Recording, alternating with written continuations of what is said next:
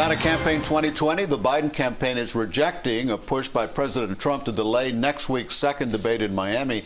The Trump campaign now wants to do it on October 22nd. The Presidential Debate Commission announced the event would be done virtually in light of President Trump's positive coronavirus diagnosis, but they didn't run it by the candidates first. I'm not going to waste my time on a virtual debate. That's not what debating's all about. You sit behind a computer and do a debate. It's ridiculous. We don't know what the president's going to do. He changes his mind every second. So for me to comment on that now would be irresponsible. President Trump says he doesn't think he's contagious and wants to get back to the campaign trail, possibly holding an in-person event in Pittsburgh as early as Monday. Meanwhile, Biden is heading to Arizona to meet up with running mate Kamala Harris to launch a bus tour of the battleground state. Now, the host of Facing South Florida, Jim DeFede, is joining us right now. And Jim, was this a smart move politically for the president to pull out of next week's debate here in Miami? No, this was a gift to the Biden campaign. This was an unforced error. Nobody should necessarily buy completely into polling, but if you believe some of the polling that's out there, by almost every metric, Donald Trump is behind. When you are behind, you want more opportunities to change the race. You want more opportunities to get your message out. A debate can have 50, 60 million, 70 million viewers watching it.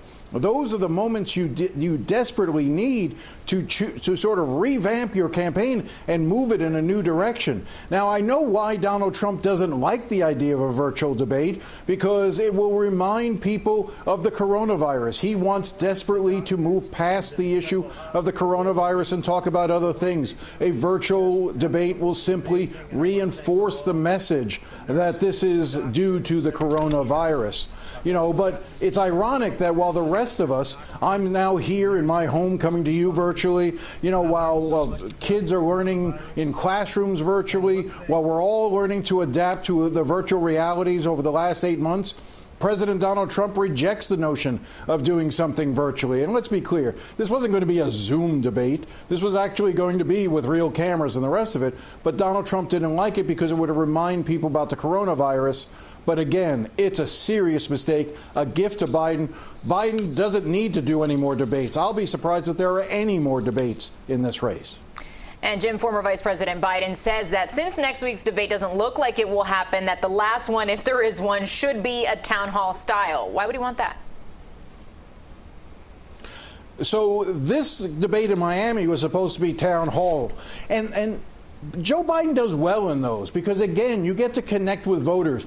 That empathy is one of the keys to Biden's campaign.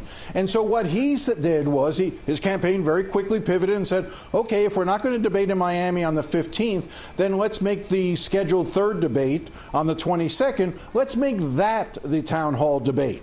The president rejected that idea. The president's campaign rejected the idea. They said, no, we'll keep that debate and we'll do additional debate to that. Look, at the end of the day, Joe Biden now gets to say Donald Trump walked away from the debate structure in the same way that it's another unforced error by the president, in the same way that the president, earlier this week walked away from the negotiations with the Democrats on a new stimulus bill. These are dumb mistakes. These are terrible mistakes that, any campaign would never want to make. And it makes you really sort of wonder who's in charge in the Trump campaign.